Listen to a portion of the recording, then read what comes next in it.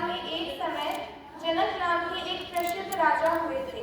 वे परम ज्ञानी थे। उन्होंने मन के तमाम विकारों पर विजय पा ली थी। फलस्वरूप वे मन की समस्त शक्तियों से ओतप्रोत थे। इस राजा जनक की पहचान बताऊं तो वे भारत में अति चर्चित राम सीता की जोड़ी में सीता के पिताजी थे। उनका परम ज्ञान यह है कि उन्होंने अपने इन्वॉल्वमेंट को नाबूद कर दिया था। उन्हें विदेह यानी नॉन इन्वॉल्वमेंट कहा जाता था। कोई व्यक्ति या वस्तु उन्हें छूती ही नहीं थी। यहाँ तक कि उनकी अति लाडली बेटी सीता ने एक कारण 14 वर्ष वनवास में गुजारे तथा उस दरमियान उनका हरण तक हुआ, परंतु विदेह जनक को एक पल के लिए उसकी चिंता नहीं पकड़ी। जिनके कर्म और जिनका जीवन वे जाने। अब निश्चित ही जब वे ऐसे विदेह थे तो उनके ज्ञान की चर्चा तो चारों ओर फैलनी ही थी। उस समय के कई वास्तविक विद्वान ऋषि मुनि उन्हें अपना आदर्श मानते थे। अब मजा यह है कि क्योंकि जब जनक किसी वस्तु या व्यक्ति से इन्वॉल्व ही नहीं थे तो निश्चित ही कोई वस्तु उन्हें पकड़नी या छोड़नी भी नहीं थी। तो स्वाभाविक तौर पर ज्ञान होने के बाद ना तो उन्होंने अपना राजपाट छोड़ा, ना ही उन्होंने अपना रूटीन बदलाकर का कोई कारण ही न बचा। उनके बाबत एक और खास बात यह है कि वे मदिरा और नृत्य के संगम के अत्यधिक शौकीन थे। अक्सर राजमहल में संध्या के बाद नृत्य और सोमरस का संगम हो ही जाया करता था। रहते भी पूरी शान से ही थे और इस कारण उनके ज्ञान की ही तरह उनके ये शौक भी चारों ओर बड़े मशहूर थे। यह तो हुई राजा जनक की बात। उधर दूसरी तरफ उन्हीं दिनों एक महान गुरु भी हुआ करते थे। उनके यहाँ दूर दूर से जिज्ञासु शिष्य ज्ञान लेने आते थे। बाकी सब तो ठीक, पर उस गुरु की लाख कोशिशों के बावजूद उनका एक अड़ियल शिष्य चाहकर भी अपना इन्वॉल्वमेंट कम नहीं कर पा रहा था। वह घर छोड़ गुरु के आश्रम में रहने तो आ गया था, पर हर दिन उसे घर वालों की याद आ जाया करती थी। उधर गुरु भी जिद्दी थे। वे उसका घर वालों के प्रति ऐसा लगाव दूर करने को कटिबद्ध थे। लेकिन बात थी कि बंदे का नाम ही नहीं ले रही थी।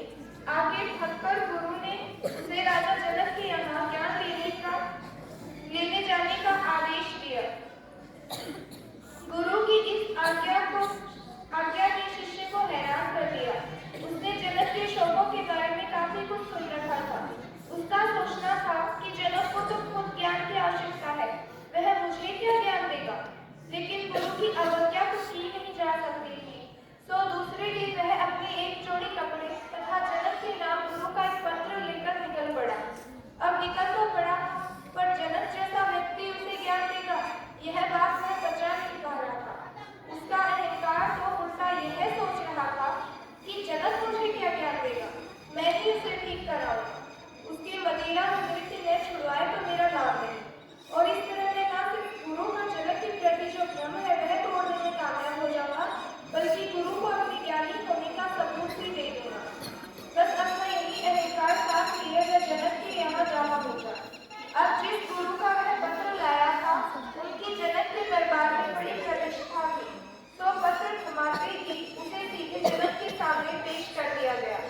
जनक तो पत्र पढ़ते और कम था तो शिष्य को देखते ही आगे क्या करना है समझ गए।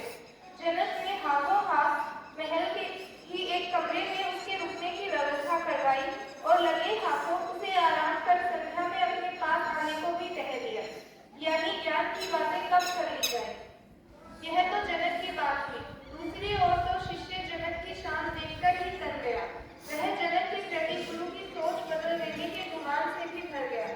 वह भी क्या करे। दरअसल भारत में अधिकांश संत मुनि ब्रह्मवश संन्यास त्याग के साथी को ही धर्म मान बैठे हैं। वे स्त्री और जीवन के पूरी तरह विरोधी हो गए हैं। यह भी उनमें से एक ही था। तो धर्म की परिभाषा के आधार पर उसका अहंकार से भर जाना लाजमी था। संध्या क्या थी। उस शिष्य को जनक के क्रीड़ा कक्ष में पेश कर दिया गया। निश्चित ही वहां नर्तकियों के नाच गान का दौर चल रहा था। जनक ने शिष्य को अपनी बगल में ही बिठाया और नाच गान का आनंद लेने को कहा, पर यह तो पाप हुआ, तो बेचारा शिष्य वहां नहीं ठहर पाया। उसने सुबह जनक से मुलाकात करने का समय मांगा। जनक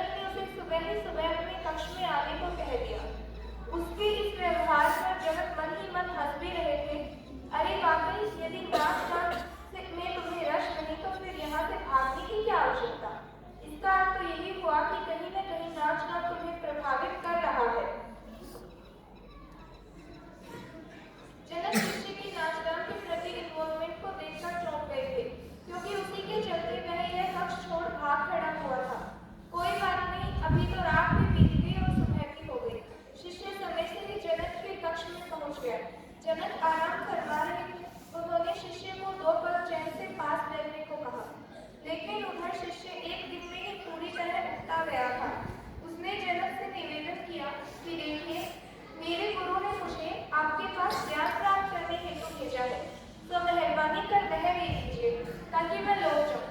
उस सन्यासी को आपका यह आलीशान महल बिल्कुल रास नहीं आ रहा। जनक ने उसकी आंखों में झांकते हुए कहा, ठीक है, ज्ञान दे देता हूँ, पर पहले स्नान वगैरह तो कर लें। चलो, महल के पीछे ही एक शानदार सरोवर है, हम वहां स्नान कराते हैं, फिर तुम्हें ज्ञान दे दूंगा। शिष्य ने सोचा, यह भी ठीक है, सरोवर में स्नान करने में क्या बुराई। जल कुंड का कहा होता तो शायद सोचना पड़ता, क्योंकि वह वैभव की बात है, परंतु सरोवर तो प्राकृतिक है। यह सोच वह जनक के साथ चल दिया। भला सन्यासी का वैभव से क्या बात था। हाँ, इधर जाने से पूर्व जनक ने सेनापति को बुलाकर उसे कुछ आदेश दिए। खैर, सरोवर था तो महल के पिछवाड़े ही, सो पहुंचने में क्या देर। बस दोनों सरोवर में नहाने का लुत्फ उठाने लगे। हालांकि बातचीत दोनों के बीच आधी नहीं हो रही थी, लेकिन मौनपूर्वक नहाते हुए भी दोनों की स्थिति में बड़ा फर्क था। जनक जहाँ अपने नहाने का आनंद ले रहे थे, वहीं शिष्य स्नान खत्म होने की बेचैनी से भरा हुआ था।